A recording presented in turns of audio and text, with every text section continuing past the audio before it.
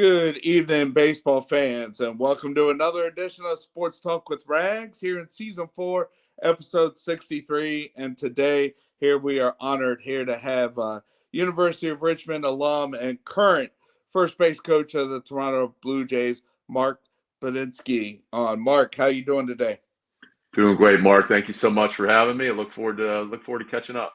Hey, yes, appreciate your time, and let's start at the beginning. I mean, was it when you were growing up? Was it all about baseball, or definitely with around our age? You know, when you were growing up, you were able to play each sport each season. Yeah, I played a number of sports. I will say that baseball was probably always number one Yeah. in my mind and in my heart. But played soccer, played a little bit of basketball as well. Soccer was probably number two. Helped keep me in shape. But my first love was really always baseball, and it's an opportunity to play after kind of growing up high school. That was probably the only real opportunity I had was baseball. Yes. Yeah. And then as you got into high school, I mean, with going to camps and, playing summer ball, did you see that opportunity of playing at the next level? I mean, I think as a competitor, you always think you can play at the next level, but you're never quite sure until you really get that opportunity. Yeah. But as you progress your career and play like in high school, maybe a left for a Legion team or for a summer ball team, that is a little bit more competitive, and you feel like you can compete with those people that you want to keep moving up and keep going. And so there certainly weren't a bunch of D1 teams knocking down my door for college, but obviously I did have the opportunity at University of Richmond. I'm very grateful for that.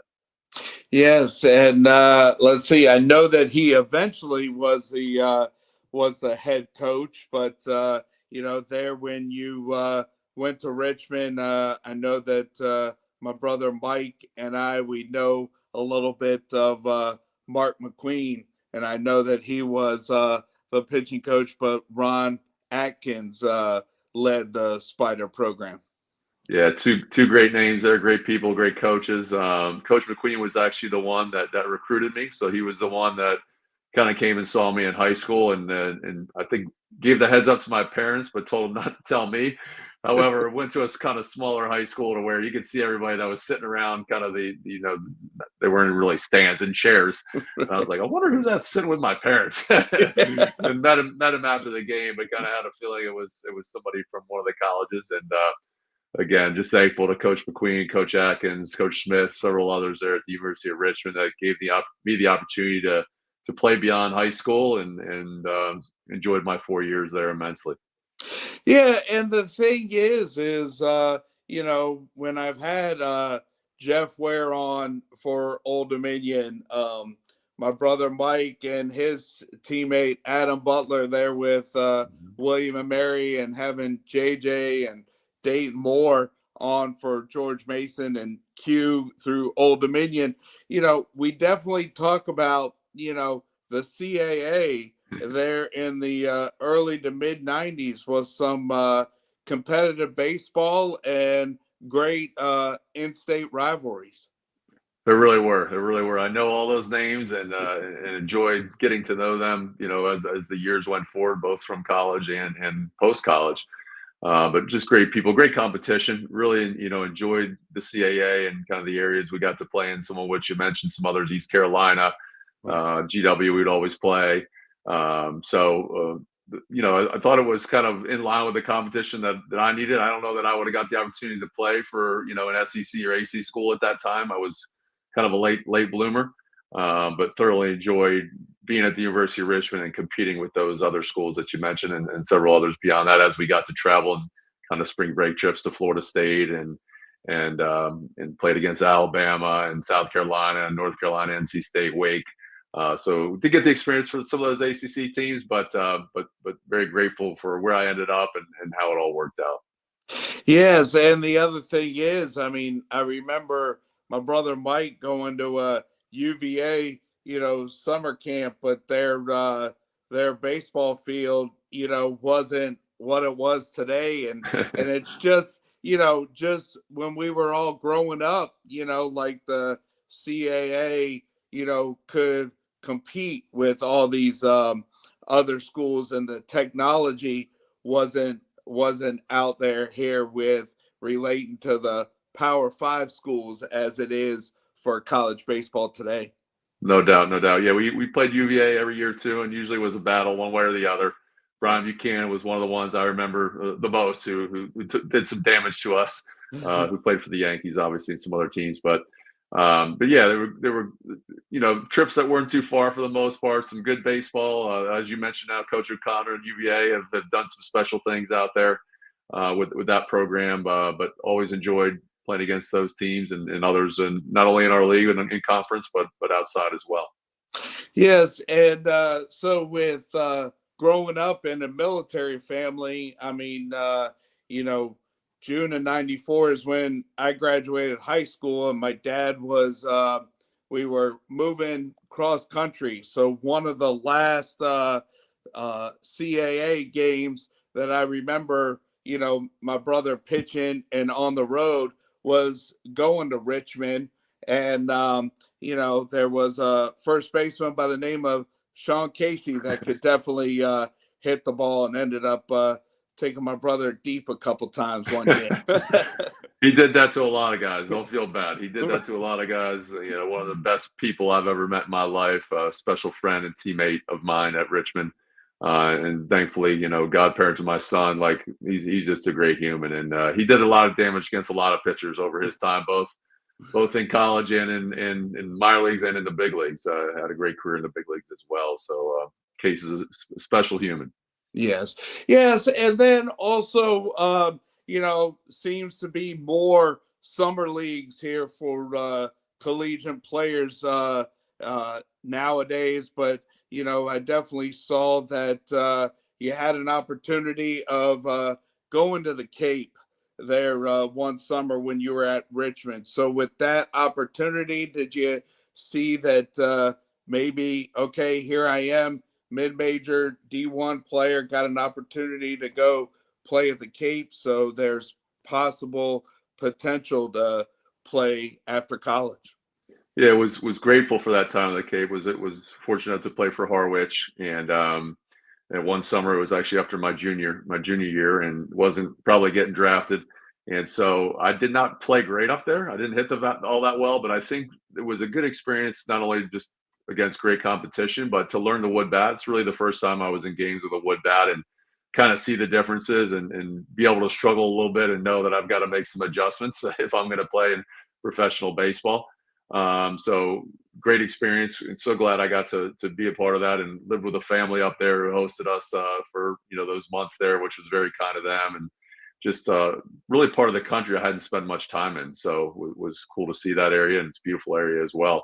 But great learning experience, and going back to after that to my senior year of college was really helpful to know I had some work still to do if I wanted to play after that. And thankfully, guys like Sean Casey and Bobby St. Pierre, who got drafted when I did 1995, they were far ahead of me in rounds, and they brought a lot of scouts to the game, which honestly I'm thankful to them for being on the team, because I don't know that I would ever got signed to play. Right. Yes, and they're in '95. The CAA tournament was down in Kinston, and definitely a place that was affiliated with Cleveland. But you guys also there in '95 got a taste of going into the NCAA's after the CAA tournament. Yeah. Kinston was, I didn't know I would be there down the road, but I ended up spending the summer there with the Indians in High A in the Carolina League, and so it's cool to know a little bit about the area before I got there then. But great experience in that tournament, as well as you mentioned, and going to the regionals. And so in my 4 years at Richmond, that was the only opportunity we had to go to the regionals, which was down at Clemson. So really cool experience playing Clemson, playing Alabama, and some other schools, Jacksonville. And a couple of good games, couple not so good games, but overall, I think Case really kind of showed what he was, and the stature of his ability, and where he was going to get an opportunity to play in the big leagues for a long time. So great to be amongst great teammates, friends, coaches, and what a way to end our kind of college experience at a regional, which was awesome. Yeah, and the other thing is, I mean, with my brother playing, their D1 baseball, I mean, I definitely to this day, follow CAA baseball closely, and but with technology and with the contract with ESPN and all these different conference channels, I mean, it's definitely great to see how college baseball from February all the way through Omaha is definitely great coverage to build the game. No doubt, no doubt. It's definitely getting covered a lot more. There's folks like Sean Ryan at Benedictine, who's the head coach of Benedictine, who, along with another gentleman, a friend of ours, Phil, who does Oh, richmondbaseballinsider.com. It's a website they started, I don't know, probably 20, 25 years ago. That was kind of new at that time, cutting edge to giving more coverage to college athletes, specifically in baseball. And so that, and like you said, with technology of everything that's out there now, how we can measure, not only offensive but defensively on the bases. It's from a scouting perspective, it makes it a little easier to understand, what's coming in. And still, in my opinion, one of the hardest jobs to do is project what that leads to down the road. And those are amazing people that do that. But definitely more out there to dig into than kind of just the eye test. yes, and there was no MLB network there in the mid Mm. '90s. So what? Their 21st round just got a call there from Cleveland. Yeah, exactly. Yeah, the scout that signed me, his name was Casey McKeon, who you've Oh, probably heard that name, Jack McKeon's son. okay. Yeah. He actually signed Sean Casey as well. So Okay. he drafted both of the Cleveland, obviously drafted both of us through him, but he was the scout that signed us. So it was pretty neat for Case and I to kind of be linked that way. And then, when I got the opportunity to get to the big leagues with Cincinnati, Sean was on that team. So Okay. kind of full circle moment for us, which was awesome. Yeah, yes, and I'm sure that also helped to have a familiar face, there with professional baseball starting out. No doubt.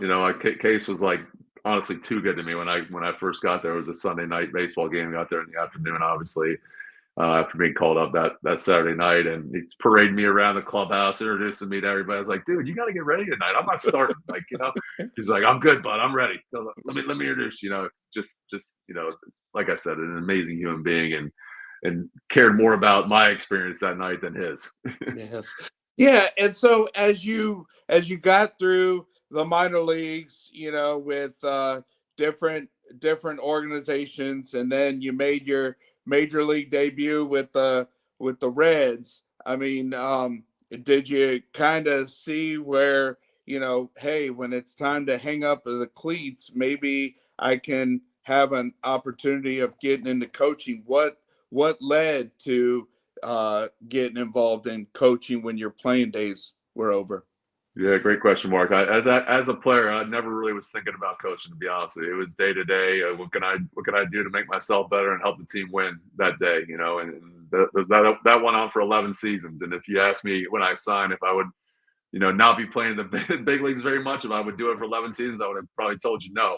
But just the competition every day, the teammates, the relationships you create with both teammates as well as front office staff and different staffs of different clubs throughout the minor leagues. It's such a just a wonderful experience and a humbling experience, and a lot of fun. To go out there and compete with different teams and organizations. And I hit pretty much every step along the way from different levels of A ball, double A, triple A, and spent a lot of times in a lot of different great towns.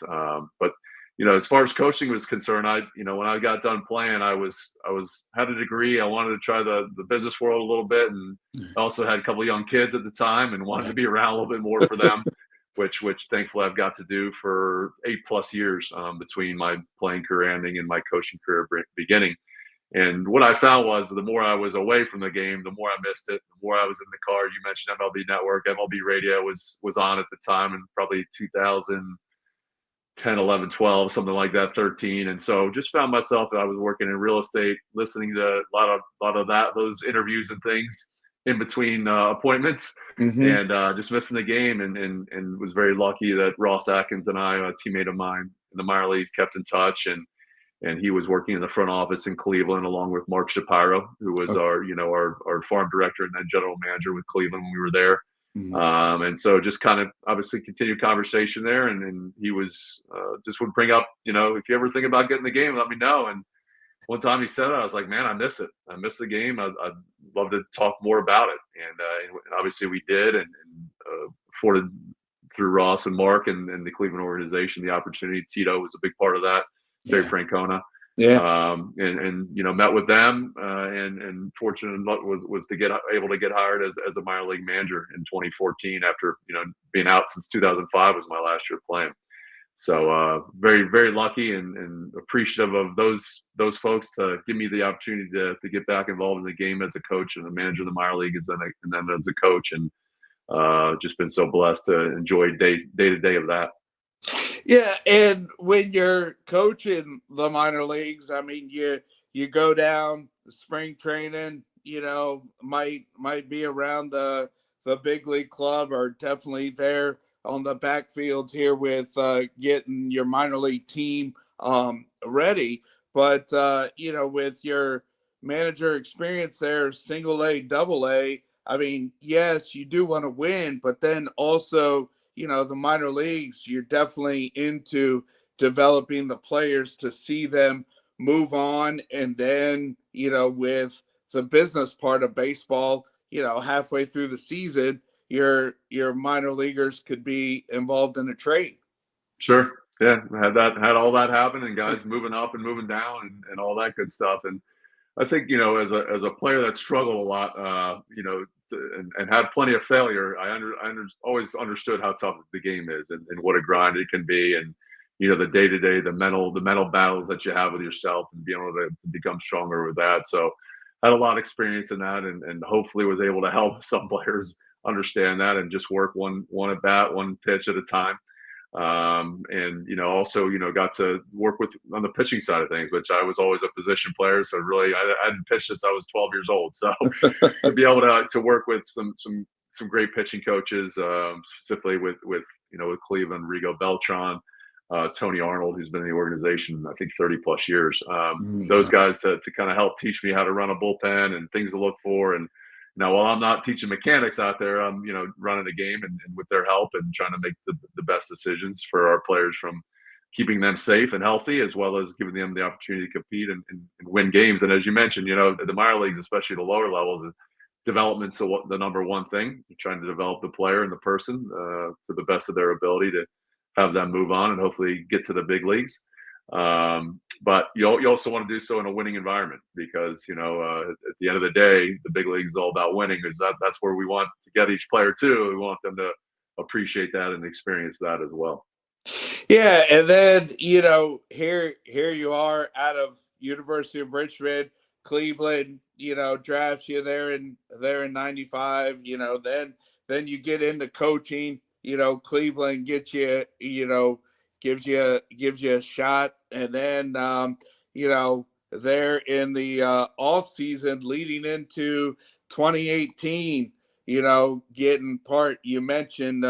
Tito, Terry Francona, what was it like here with him giving you the opportunity of being on the big league staff there at Progressive Field? Yeah, Tito a great deal, obviously, for giving me that opportunity, having only spent 4 years as a coach or managing in the minor leagues. And I was very lucky to have a relationship with him in two different facets, as he was kind of a spring training instructor at one point with Cleveland when I was in the minor leagues, and he would hit us some fungos in the outfielder in the outfield. So got to know him a little bit that way, and then was fortunate enough to play for him with Team USA just after September 11th.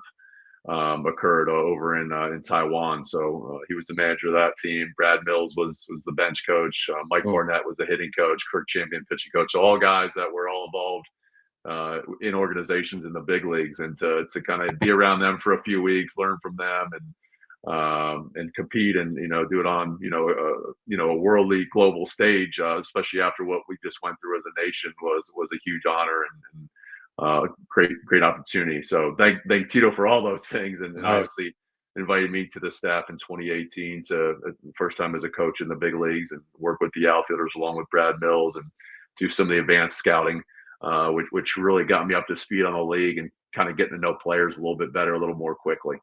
So Tito taught me a ton. Just super grateful for him.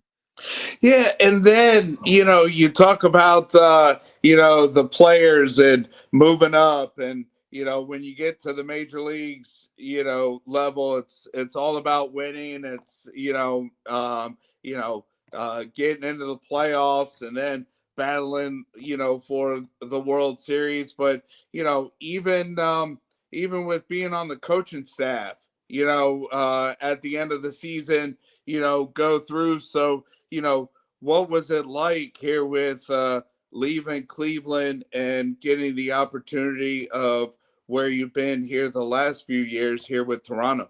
Yeah, it was a great experience with Cleveland. Not somewhere I was looking to leave by any means. Oh, An organization obviously gave me a chance as a player and a coach, and thoroughly enjoyed my time there.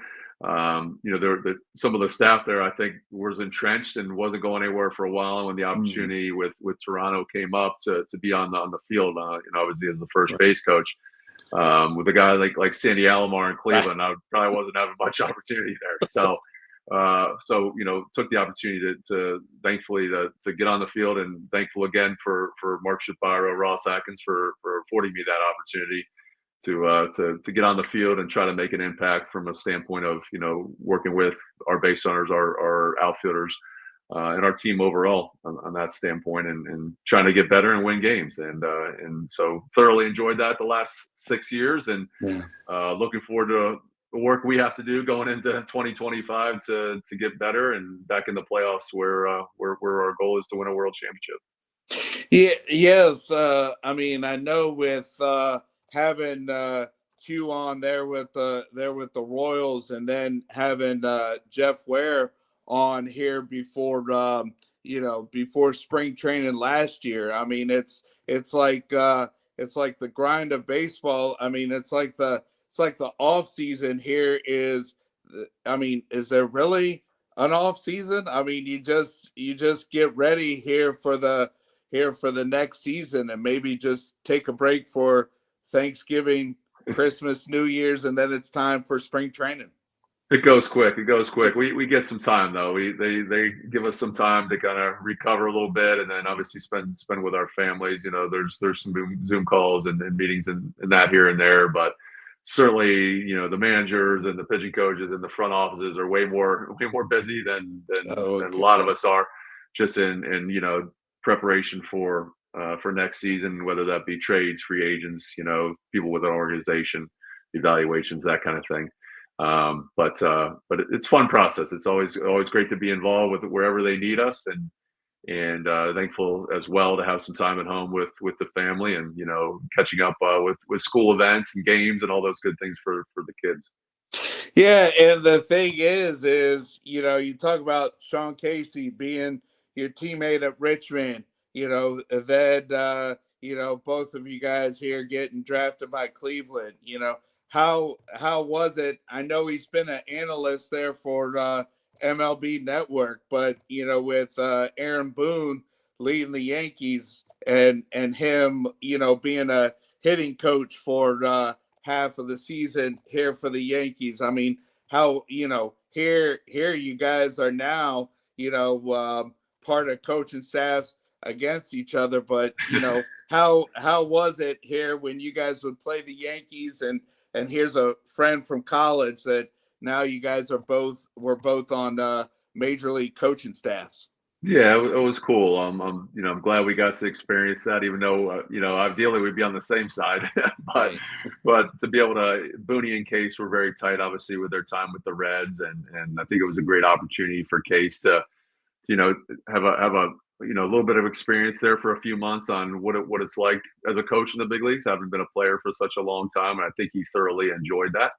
But at the same time, with families and kids and still at home and things like that, it's challenging. And he also had the MLB Network job, which he still has to keep him busy as well, and he does a great job with that. So, but it was great being across from the new University of Richmond coach Mick Aoki actually came up during that time with Bob Black Oh, and some of the staff to interview us, hang out for a little bit, which was a really cool experience to kind of, like I said, bring a lot of things full circle from our college days. yeah, and the thing is my wife Elizabeth and I, we followed friends' kids, playing college baseball, and one of our friends, Lee and Tracy Butler, their son Kyle Butler played at Radford, and the pitching coach at that time at first was Queenie, because his son Travis was playing at Radford, and then as Kyle moved along at Radford, he had a first baseman teammate by the name of Spencer Horwitz. Mm-hmm. So we definitely seeing with Spencer on what he's done here with the Toronto organization and making a major league debut. We definitely remember seeing Spencer play in his collegiate days. Absolutely, Coach Mack is one of my heroes. Obviously, gave me the opportunity to play in college, and stayed in touch with him over the years. Great human, and Spencer, under his tutelage there, obviously became a big leaguer. So excited for Spence and his future. Obviously, he demonstrated this year what he could do at the big league level, and has a very bright future ahead of him. So happy and excited for him to watch his career continue to progress.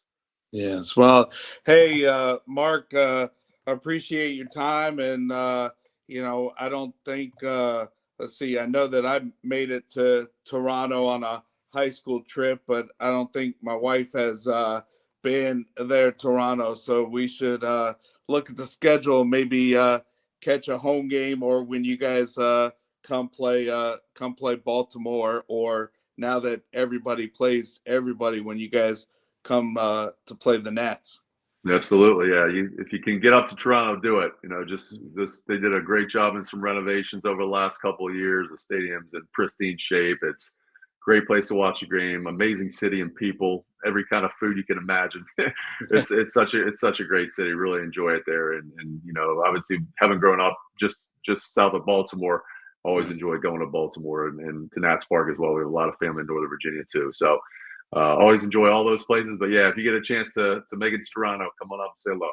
All right, will do. And thanks again for your time, and enjoy your off season. And I know that spring training here, when that calendar flips to January 2025, spring training's just right around the corner. Absolutely. We can't wait to get going. Looking Yeah, forward to it. Thank you, Mark. Great to meet you. Thanks for having me on.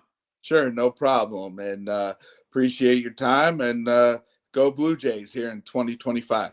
Yes, sir. Let's go. Thank you.